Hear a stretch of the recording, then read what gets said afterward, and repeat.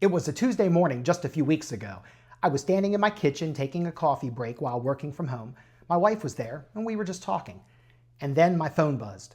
A calendar invite from my director and an HR business partner, meeting in 10 minutes.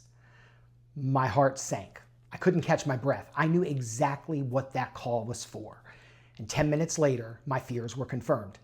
I was 55 years old and had just been laid off from my dream job. 2 months before I was supposed to travel to the UK to run the London Marathon. This video is about what happened next, not the job search. This is about what running taught me when I needed it most. And I think if you're in your 40s or 50s and you've ever felt like the story you've been telling about yourself suddenly stopped making sense, this one is for you.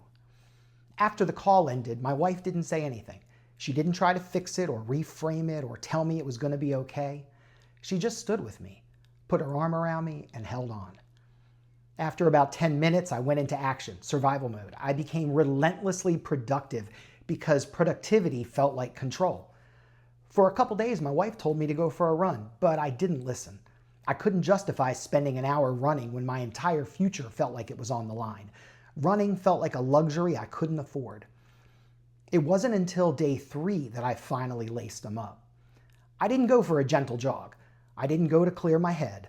I pushed hard because that's what was inside me. And for the first time in 3 days, I had somewhere to put it. Here's what I want to tell you about what happened on that run and on every long run since. Most people think running is where you go to escape your problems. That's not what happens to me, especially not now. On my long runs, some of them 2 or 3 hours, I think deeply, uninterrupted. I picture every possible option, every outcome. I follow each path all the way to the end. No phone, no notifications, nobody calling a meeting in 10 minutes. The run isn't where I escape the chaos. In fact, it's the only place I'm alone with it long enough to actually think. And something else started happening, something I didn't expect. Every time I finished a run, I felt something I couldn't find anywhere else in my life right now. I felt like someone who does what they say they're going to do. I want to be honest with you about something that's harder to say. When you spend years building a career, you build a story about yourself, a narrative. This is who I am. This is what I've become. And when you get laid off, it doesn't just take your income, it takes a piece of that story. And the fear I've been sitting with, the one that's harder to admit, is this. What if people look at me now and think I must not have been good enough? That if I had really been contributing, they would have kept me? Years of building a picture of yourself, and one 10-minute Teams call makes you wonder if any of it was real. That's the shame I'm talking about. Not embarrassment, shame. The specific kind that makes you question your own story. And here is what running has given me inside of that feeling. Nobody can call a meeting to take away my marathon finishes. There is no calendar invite that cancels the 6 times I crossed a marathon finish line. No restructuring eliminates the fact that I started running at 43, got swept at mile 22 on my first attempt, came back and finished, and have been running ever since. That story belongs to me. In 8 weeks, I'm going to cross the finish line at the London Marathon, my 7th overall, my first world major. And I know what's going to happen. I know myself well enough to tell you exactly.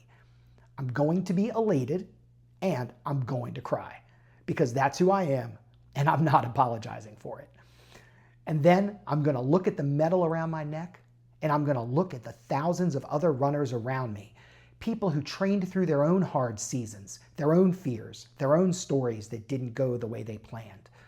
And I'm going to think, no matter what happens next, no matter what any employer decides about my value, no matter how uncertain the next chapter is, nobody can take this from me. If you're watching this and you're in your 40s or 50s and something has happened, a job, a relationship, a body that isn't doing what you asked it to, a version of your future that isn't coming together the way you imagined, I want to leave you with this. You are still in the middle of your story, not at the end of it.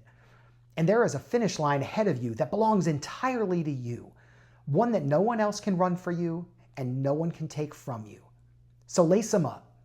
This moment does not have to define you, but your reaction to this moment can define you if you want it to.